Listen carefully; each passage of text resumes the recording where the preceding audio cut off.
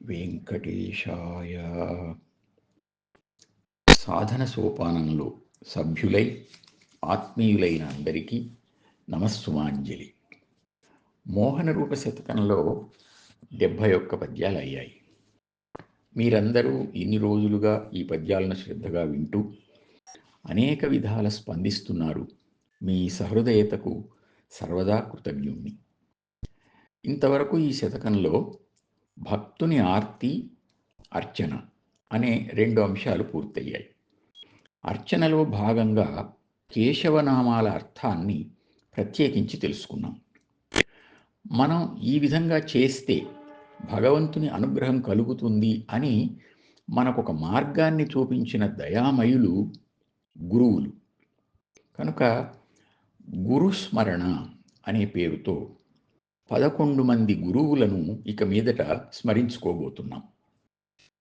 ఈ గురువులలో కొందరిని నేను ప్రత్యక్షంగా దర్శించడమే కాకుండా వారి నుండి సాధనకు సహకరించే కొన్ని విశేషాలను తెలుసుకోవడం కూడా జరిగింది. ఆ విశేషాలను స్మరించుకుంటూ వారి జీవిత చరిత్రను, బోధనలను సంగ్రహంగా తెలిపే ప్రయత్నం చేస్తున్నాను. గురు దర్శనం వల్ల మనకు లభించే మొదటి ప్రయోజనం భగవంతుడు ఒకడు ఉన్నాడు అని తెలియడం.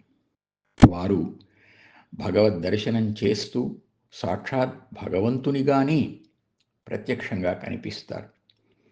ఇక రెండవది, ఈ ప్రపంచంలోని భోగాలను, ఆకర్షణలను, వేటిని ఆశించని ఉన్నత మనస్తత్వం, తన కోసం ఏది అవసరం లేదు అనే నిశ్చయం, ప్రపంచంలోనే ఉంటూ ప్రజలకందరికీ ఏది నిజమైన ఉపకారమో దాన్ని అందిస్తూ తాను మాత్రం ఏ భోగాన్ని ఆశించకుండా నిర్లిప్తంగా జీవించటం ఆ గురువుల దగ్గర ప్రత్యక్షంగా కనిపిస్తుంది. ఇక మూడవది శాంతం. వారు శాంతితో ఉండడమే కాకుండా వారి సన్నిధిలో మనకు కూడా ఆ అనుభూతి కలగడం మూడవ ప్రయోజనం. తర్వాత నాలుగవది, ఇంత కల్లోలంగా భయంకరంగా ఉన్న ఈ ప్రపంచంలో, ఈ కలియుగంలో వారు మనలాంటి మానవులుగానే పుట్టి ఆ ప్రశాంత స్థితిని ఎట్లా సాధించారు? మనం కూడా దాన్ని పొందవచ్చా? ఆ ప్రశాంత స్థితిని పొందితే బాగుండు అనిపిస్తుంది అని మనకు ఒక ప్రేరణ కలగడం నాలుగవ ప్రయోజనం. వీటినే ఆది శంకరాచార్యుల వారు వివేక వైరాగ్యాలు, శమదమాదులు, ముముక్షుత్వం అని అన్నారు.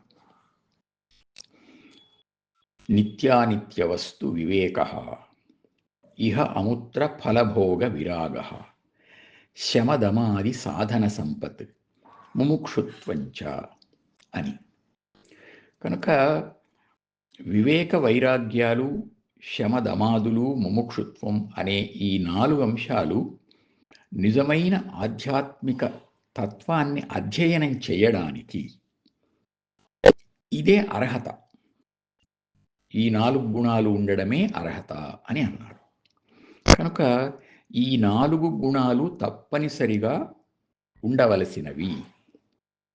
వీటిని ప్రసాదించేవారే గురువులు. వీళ్లలో బ్రహ్మచారులుగానే ఉన్నవారు కొందరైతే, వివాహం చేసుకొని కూడా గృహస్థ మహాత్ములైన వారు మరికొందరు.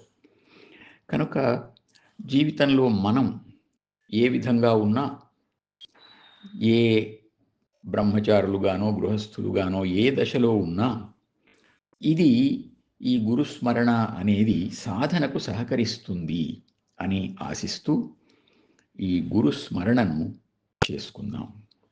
ఓం నమో వెంకటేశాయ.